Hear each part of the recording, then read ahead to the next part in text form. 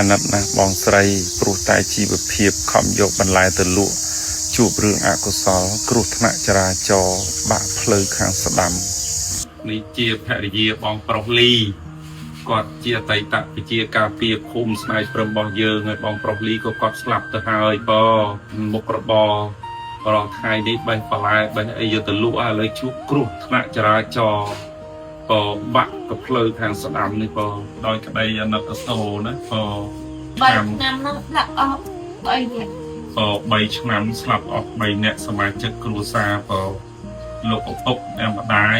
និងស្វាមី3ឆ្នាំក៏ទៅស្លាប់សមាជិកអស់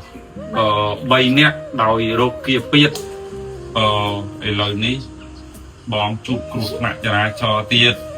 ដឹកបន្លែស្លឹកក្រូចយកទៅលក់ដើម្បីចិញ្ចឹមជីវិតហើយជួបរឿងអកុសលឥឡូវគ្រោះថ្នាក់ដល់បាក់ផ្លូវខាងស្ដាំអញ្ចឹងហ៎ត្រូវចាំថាសេចក្តីទុកនេះតែងតែមានដល់យើងគ្រប់ពេលគ្រប់វេលាអ្នកនេះជួបទុកអញ្ចេះអ្នកនោះជួបទុកអញ្ចោះ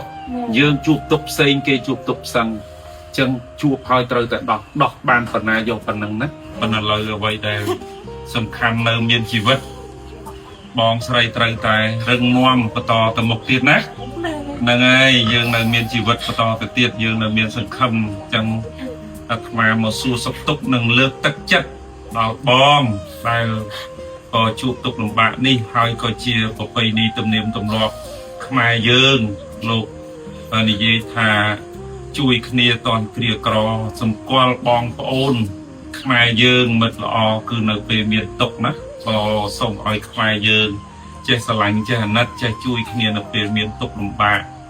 ដូចអ្នកមីងអញ្ចឹងក៏អញ្ចឹងអាត្មាមកសួរសុខទុក្ខលើកទឹកចិត្តនេះមានអង្ករ50គីឡូនិងទឹកសុទ្ធមីឃីបមានទឹកត្រីទឹកស៊ីអ៊ីវត្រីខប្រេងឆាភេសជ្ជៈហើយនឹងនំនេះជួយទទួលព្រមទាំងថវិកា 100000 រៀលទៀតណាសូមជូនបុណ្យជូនកុសលសូមឲ្យបងស្រីបានឆាប់ជាសះស្បើយពីរបួសដ៏ធ្ងន់ធ្ងរនេះក៏ឲ្យមានសុខភាពល្អប្រសើរឡើងវិញកុំបីអាក់ខានឡើយ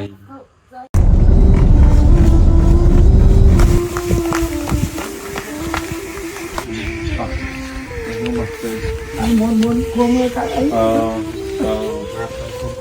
សាធុហើយគ្រោះថ្នាក់ប្រហែលឆ្នាំហើយថ្នាក់នឹង5ឆ្នាំហើយពីការត្រង់ណាខ្លះតែគ្រោះថ្នាក់ចរាចរណ៍បាក់ឆ្កឹងខ្នងហើយដៃនេះធ្លាក់ស្មាមកទីបាក់ហូរទីដែរប៉ុន្តែអត់ទៅប៉ុន្តែបាក់ឆ្កឹងខ្នងនេះខ្លាំងអត់អីទេនៅសល់ជីវិតណាកណាបាក់ទាំងហើយមានគ្រួសារហើយមានគ្រួសារភរិយាតាណាគាត់ទៅរកទីចំគាត់ទៅពេញធ្វើការចាក់ហើយមានកូននេះកូនមួយបានរៀននេះបានរៀនរាល់ថ្ងៃបានទៅដល់ហ្នឹងហើយកុំឲ្យខាឲ្យរៀនឲ្យហើយបងមកសួរសុខទុក្ខណាបងអូនណាមកលើកទឹកចិត្តមានថវិកាដែលកូនព្រមទាំងឃីបអង្គទឹកត្រីទឹកស៊ីអ៊ីវអំបិលស្ករសត្រីខសរងហើយនឹងរទេះថ្មីមួយណា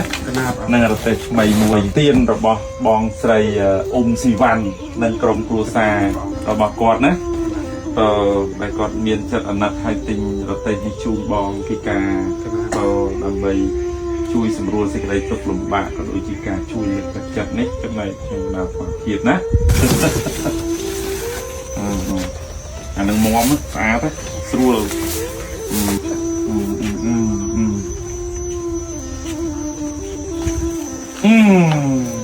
នេះបានត្រូវកម្ពស់តែប្រាំងចុចផ្លែនងស្និតទេស្និតទេស្អាតទេជូនបុណ្យទៅចាក់ទៀនបងអ៊ុំស៊ីវ៉ាន់ណានិងក្រុមគ្រួសារផងដល់ខ្ញុំបានជួយវិការសូមអរគុណសូមជូនពរឲ្យបងរកទីមានបានសុខភាពល្អនិងចម្រុងចម្រើនគ្រប់ក្រុមគ្រួសារទៅណាបណ្ណាសុខភាពបងមានសេចក្តីសុខគ្រប់ពេលវេលាគ្រប់ការសាធុអានេះទទួលអានេះទៀតនេះនំខ្មោចណាកណាក៏សូមថ្វាយ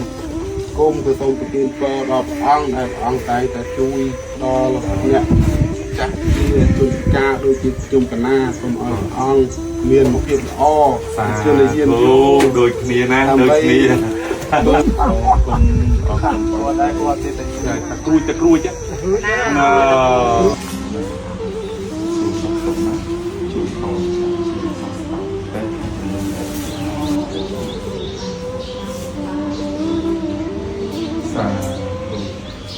ជួបផងឲ្យបងអញឆាប់ជាសះស្បើយណាហ្នឹងហើយឆាប់ជាសះស្បើយណា